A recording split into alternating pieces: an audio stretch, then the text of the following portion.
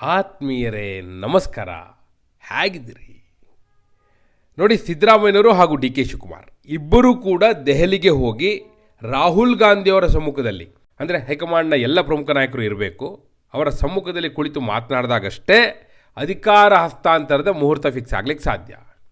ಅಂದರೆ ಅಧಿಕಾರ ಹಸ್ತಾಂತರ ಯಾವಾಗ ಆಗಬೇಕು, ಯಾವ ರೂಪದಲ್ಲಿ ಆಗಬೇಕು ಅನ್ನೋದು ತೀರ್ಮಾನ ಆಗಬೇಕಿದ್ರೆ ಮೊದಲು ಸಿದ್ದರಾಮಯ್ಯನವರು ಹಾಗೂ ಡಿ ಕೆ ಶಿವಕುಮಾರ್ ರಾಹುಲ್ ಗಾಂಧಿಯವರು ದೆಹಲಿಯಲ್ಲಿ ಬಿಡುವಾಗಿರುವ ಸಮಯವನ್ನು ನೋಡಿಕೊಂಡು ಆ ಸಂದರ್ಭದಲ್ಲಿ ಇವರು ಬಿಡುವಾಗಿರಬೇಕು. ಯಾಕಂದರೆ ಸಾಲು ಸಾಲು ಅಧಿವೇಶನಗಳಿದೆ. ನೋಡಿ, ನಾಡಿದ್ದು ಜನವರಿ 22ನೇ ತಾರೀಕಿಂದ ಅಧಿವೇಶನ ಕರ್ನಾಟಕದಲ್ಲಿ ಆರಂಭ ಆಯಿತು ಅಂದರೆ ಅದ್ರ ಜೊತೆಗೆ ಅಲ್ಲಿ ಕೇಂದ್ರದಲ್ಲೂ ಕೂಡ ಸಂಸತ್ ಅಧಿವೇಶನ ಕೂಡ ಆರಂಭ ಆಗುತ್ತೆ.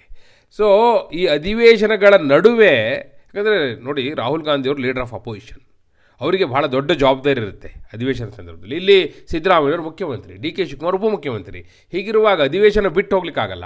ಈ ಅಧಿವೇಶನದ ನಡುವೆ ಯಾವ ದಿನ ಮೂವರು ಬಿಡುವಾಗಿರ್ತಾರೆ ಮತ್ತು ಹೈಕಮಾಂಡ್ ನಾಯಕರು ಬಿಡುವಾಗಿರ್ತಾರೆ, ಅದೇ ದಿನಾಂಕವನ್ನು ಈಗ ಹೈಕಮಾಂಡ್ ನಿಗದಿ ಮಾಡಿದೆ.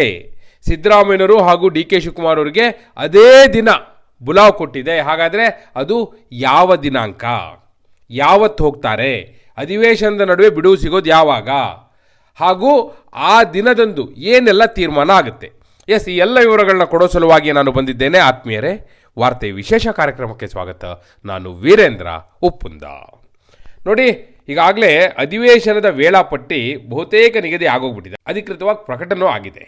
ಆದರೆ ಇರುವಂಥ ಪ್ರಶ್ನೆ, ಈ ಅಧಿವೇಶನಗಳ ನಡುವೆ ಯಾವಾಗ ಬಿಡುವು ಸಿಗುತ್ತೆ ಅಂತ. ನಾನು ನಿಮಗೆ ಮೊದಲು ಅಧಿವೇಶನದ ವೇಳಾಪಟ್ಟಿ ಹೇಳ್ಬಿಡ್ತೀನಿ, ಅವಾಗ ಗೊತ್ತಾಗ್ಬಿಡುತ್ತೆ ನಿಮಗೆ. ಅಂದರೆ ರಾಜ್ಯದಲ್ಲಿ ಯಾವಾಗ ಅಧಿವೇಶನ ಇದೆ ಮತ್ತು ಸಂಸತ್ ಅಧಿವೇಶನ ಯಾವಾಗಿದೆ ಅಂತೇಳಿ. ನೋಡಿ, ನಾಡಿದ್ದು ಜನವರಿ 22ರಿಂದ ಜನವರಿ 31ರವರೆಗೆ ಕರ್ನಾಟಕದಲ್ಲಿ ರಾಜ್ಯ ವಿಧಾನಸಭೆಯ ಅಧಿವೇಶನ ನಡೆಯುತ್ತೆ, ವಿಧಾನಮಂಡಲದ ಅಧಿವೇಶನ. ಮೊದಲನೇ ದಿನ ರಾಜ್ಯಪಾಲರು ಜಂಟಿ ಅಧಿವೇಶನವನ್ನು ಉದ್ದೇಶಿಸಿ ಭಾಷಣವನ್ನು ಮಾಡ್ತಾರೆ. ಅದಾದ ನಂತರ ಈಗ ರಾಮ್ಜಿ ಆ್ಯಕ್ಟ್ನ ವಿರೋಧಿಸಿ ಏನೊಂದು ಇವರು ಮಾತನಾಡಬೇಕು ಅಂತೇಳಿ ತೀರ್ಮಾನ ಮಾಡಿದ್ದಾರೆ. ಅದರ ಬಗ್ಗೆ ಚರ್ಚೆಗಳು ಮುಂದುವರಿಯುತ್ತೆ. ಅದು ಜನವರಿ 31ರವರೆಗೂ ಇರುತ್ತೆ. ಹೌದಾ? ಈ ನಡುವೆ ಅಂತೂ ಡೆಲ್ಲಿಗೆ ಹೋಗ್ಲಿಕ್ಕೆ ಆಗೋದಿಲ್ಲ, ಫಿಕ್ಸ್. ಇದರ ನಡುವೆ ಏನಾಗುತ್ತೆ, ಸಂಸತ್ ಅಧಿವೇಶನ ಆರಂಭ ಆಗುತ್ತೆ. ಯಾವಾಗ ನೋಡಿ, ಅಲ್ಲೂ ಕೂಡ ಜಂಟಿ ಅಧಿವೇಶನವನ್ನು ಉದ್ದೇಶಿಸಿ ರಾಷ್ಟ್ರಪತಿ ದ್ರೌಪದಿ ಮುರ್ಮು ಅವರು ಭಾಷಣ ಮಾಡೋದಿರುತ್ತೆ. ಯಾವತ್ತು? ಜನವರಿ 28ನೇ ತಾರೀಕು. ಸೊ ಜನವರಿ 28ರಿಂದ ಫೆಬ್ರವರಿ 13ರವರೆಗೂ ಅಲ್ಲಿ ಅಧಿವೇಶನ ಇದೆ. ಮೊದಲು ರಾಷ್ಟ್ರಪತಿಯವರ ಭಾಷಣ, ಅದು 28, 29, 30, 31ಕ್ಕೆ ಚರ್ಚೆ ಆಗುತ್ತೆ. ಫೆಬ್ರವರಿ 1ನೇ ತಾರೀಕು ನಿರ್ಮಲಾ ಸೀತಾರಾಮನ್ ಅವರು, ಕೇಂದ್ರ ಹಣಕಾಸು ಸಚಿವೆ, ಅವರು ಬಜೆಟನ್ನು ಮಂಡನೆ ಮಾಡುವವರಿದ್ದಾರೆ, ಫೆಬ್ರವರಿ 1ನೇ ತಾರೀಕು. ಸೊ ಅದಾದ ನಂತರ ಫೆಬ್ರವರಿ 2ರಿಂದ ಆರಂಭ ಆಗಿ ಫೆಬ್ರವರಿ 13ರವರೆಗೂ ಮೊದಲ ಹಂತದ ಬಜೆಟ್ ಅಧಿವೇಶನ ಚರ್ಚೆ ನಡೆಯುತ್ತೆ. ಸೊ ಅಲ್ಲಿಗೆ ಇಲ್ಲಿ ಜನವರಿ 31ರವರೆಗೂ ಅಧಿವೇಶನ ಇದ್ದರೆ ಅಲ್ಲಿ ಫೆಬ್ರವರಿ 13ರವರೆಗೂ ಆಯಿತು. ಸೊ ಫೆಬ್ರವರಿ 13ರವರೆಗೂ ಹೋಗ್ಲಿಕ್ಕೆ ಆಗೋದಿಲ್ಲ. ಕ್ಲಿಯರ್? ಹಾಗಾದರೆ ಫೆಬ್ರವರಿ 14ರಿಂದ ಆ ಕಡೆ ರಾಹುಲ್ ಗಾಂಧಿ ಅವರು ಫ್ರೀ ಆಗ್ತಾರೆ, ಇಲ್ಲಿ ಸಿದ್ದರಾಮಯ್ಯವರು ಫ್ರೀ ಇರ್ತಾರೆ, ಡಿ ಕೆ ಶಿವಕುಮಾರ್ ಫ್ರೀ ಇರ್ತಾರೆ. ಆವಾಗ ಹೋಗ್ಬೋದಲ್ಲ ಅಂತ ನೀವು ಹೇಳ್ಬೋದು. ಡಿ ಕೆ ಶಿವಕುಮಾರ್ ಅವರು ಯಾವಾಗಲೂ ಫ್ರೀ ಇರ್ತಾರೆ. ಮುಖ್ಯಮಂತ್ರಿ ಪಟ್ಟದ ವಿಚಾರದ ಚರ್ಚೆ ಅಂದರೆ ಅವರು ಅಧಿವೇಶನ ಬೇಕಾದರೂ ಬಿಟ್ಟು ಹೋಗ್ಲಿಕ್ಕೆ ಸಿದ್ಧ. ಆದರೆ ಸಿದ್ದರಾಮಯ್ಯನವರು ಸಿದ್ಧವಿಲ್ಲ. ಯಾಕಂದರೆ ಅವ್ರು ಈಗಾಗಲೇ ಹೇಳಿದ್ದಾರೆ, ಫೆಬ್ರವರಿ 14ರಿಂದ ಮಾರ್ಚ್ 5ರವರೆಗೆ ಬಜೆಟ್ ಪೂರ್ವಭಾವಿ ಸಭೆಗಳನ್ನ ನಡೆಸಬೇಕಾಗಿದೆ, ಅಧಿಕಾರಿಗಳ ಜೊತೆ ಚರ್ಚೆ ನಡೆಸಬೇಕಾಗಿದೆ, ಬಜೆಟ್ ಪ್ರಿಪ್ರೇಷನ್ ಆಗಬೇಕಾಗಿದೆ, ಸಂಘಟನೆಗಳ ಜೊತೆ ಸಭೆ ನಡೆಸಬೇಕಾಗಿದೆ. ಹೀಗಾಗಿ ಫೆಬ್ರವರಿ 14ರಿಂದ ಮಾರ್ಚ್ 5ರ ನಡುವೆ ಬಜೆಟ್ ತಯಾರಿ ಮಾಡಿ ಮಾರ್ಚ್ 6ನೇ ತಾರೀಕು ಬಜೆಟ್ ಮಂಡನೆ ಮಾಡಬೇಕು ಅನ್ನುವ ಪ್ಲಾನ್ನ ಸಿದ್ದರಾಮಯ್ಯನವರು ಮಾಡ್ಕೊಂಡಿದ್ದಾರೆ. ಹೀಗಾಗಿ ಮಾರ್ಚ್ 6ನೇ ತಾರೀಕು ಬಜೆಟ್ ಮಂಡನೆ ಮಾಡುವವರೆಗೂ ಸಿದ್ದರಾಮಯ್ಯನವರು ಬಿಡುವಾಗಿಲ್ಲ. ಮಾರ್ಚ್ 6ನೇ ತಾರೀಕು ಸಿದ್ದರಾಮಯ್ಯನವರು ಬಜೆಟ್ ಮಂಡನೆ ಮಾಡಿದರೆ ನೋಡಿ, ಆ ಕಡೆ ಕೇಂದ್ರದಲ್ಲಿ ಸಂಸತ್ ಅಧಿವೇಶನ ಮಾರ್ಚ್ 9ರಿಂದ ಏಪ್ರಿಲ್ 2ನೇ ತಾರೀಕಿನವರೆಗೂ ಬಜೆಟ್ನ ಚರ್ಚೆಯ ಮೇಲೆ 2ನೇ ಹಂತದ ಅಧಿವೇಶನ ಸುದೀರ್ಘವಾಗಿ ನಡೆಯುತ್ತೆ. ಆಗ leader of opposition Rahul Gandhi ಅಲ್ಲಿ ಉಪಸ್ಥಿತರಿರಲೇಬೇಕು. ಅವರು ಅದರ ತಯಾರಿಯಲ್ಲಿರಬೇಕು, ಬ್ಯುಸಿ ಇರ್ತಾರೆ. ಹೀಗಾಗಿ ಅವರು ಆ ಸಂದರ್ಭದಲ್ಲಿ ಲಭ್ಯರಿರೋದಿಲ್ಲ. ಇದರ ನಡುವೆ ಈಗ ಒಂದು ದಿನಾಂಕವನ್ನು ನಿಶ್ಚಯ ಮಾಡಬೇಕಾಗಿದೆಯಲ್ಲ, ಏನು ಮಾಡೋದು? ಯಾಕಂದರೆ ಸಿದ್ದರಾಮಯ್ಯನವರು ಈಗಾಗಲೇ ಹೇಳಿದರೆ ಬಜೆಟ್ ಮಂಡನೆ ಆಗುವವರೆಗೂ ಕೂಡ ಯಾವ ಚರ್ಚೆಯೂ ಬೇಡ, ನಾನು ಬರೋದಿಲ್ಲ ಅಂತ ಕಡ್ಡಿ ತುಂಡು ಮಾಡಿದಷ್ಟು ಸ್ಪಷ್ಟವಾಗಿ ಹೇಳಿಬಿಟ್ಟಿದ್ದಾರೆ.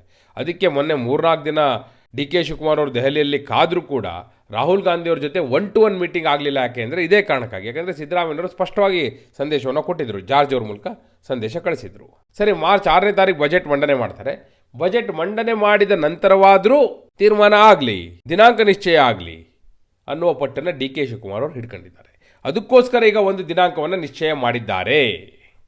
ಯಾಕಂದರೆ ಏಪ್ರಿಲ್ 2 ಅಂತ ಆಗ್ಬಿಟ್ರೆ ನಿಮ್ಗೆ ಹೇಳ್ತೀನಿ ಕೇಳಿ. ಯಾಕಂದರೆ ಮಾರ್ಚ್ 9ರಿಂದ ಏಪ್ರಿಲ್ 2ರವರೆಗೂ ಸಂಸತ್ ಅಧಿವೇಶನ ಅಂತಲೇ ರಾಹುಲ್ ಗಾಂಧಿ ಬ್ಯುಸಿ ಆಗಿಬಿಟ್ರೆ ಅದು ಮುಗಿತಾ ಇದ್ದ ಹಾಗೆ ಹೇಳ್ತೀನಿ ಕೇಳಿ, ಏಪ್ರಿಲ್ ಮೇ ತಿಂಗಳಲ್ಲಿ 5 ರಾಜ್ಯಗಳ ಚುನಾವಣೆಯಲ್ಲಿ ರಾಹುಲ್ ಗಾಂಧಿ ಅವರು ಕಂಪ್ಲೀಟ್ ಬ್ಯುಸಿ. ಅವ್ರು ಸಿಗೋದೇ ಇಲ್ಲ 2 ತಿಂಗಳು, ಇನ್ನು ಜೂನಿಗಾಯ್ತು. ಹೀಗಾಗಿ ಈ ನಡುವೆ ಒಂದು ದಿನಾಂಕ ನಿಶ್ಚಯ ಆಗಲೇಬೇಕು ಅಂತ ಡಿ ಕೆ ಶಿವಕುಮಾರ್ ಅವರು ಹೇಳ್ತಿರೋದೇನೆಂದ್ರೆ, ಇನ್ಫ್ಯಾಕ್ಟ್ ಅದನ್ನು ಬ್ಲಾಕ್ ಮೇಲ್ ಅಂತ ಬೇಕಾದ್ರೂ ಅನ್ಕೋಬಹುದು. ಬಜೆಟ್ ಅನುಮೋದನೆಗೂ ಮೊದಲು ನಿಶ್ಚಯ ಮಾಡಿ, ನಿರ್ಧಾರ ಮಾಡಿ, ತೀರ್ಮಾನ ಮಾಡಿ, ಏನಾದರೂ ಒಂದು ತೀರ್ಮಾನ ಮಾಡಿ. ಇಲ್ಲ ಅಂದರೆ ಬಜೆಟ್ ಬಿದ್ದು ಹೋದರೆ, ಬಜೆಟ್ ಪಾಸ್ ಆಗದಿದ್ದರೆ ನಾನು ಹೊಣೆ ಅಲ್ಲ, ನನ್ನ ಬೆಂಬಲಿಗರು ಈಗಾಗಲೇ ಹೇಳಿಬಿಟ್ಟಿದ್ದಾರೆ ಅನ್ನೋ ಮಾತನ್ನು ಅವ್ರು ಹೇಳಿದ್ದಾರೆ.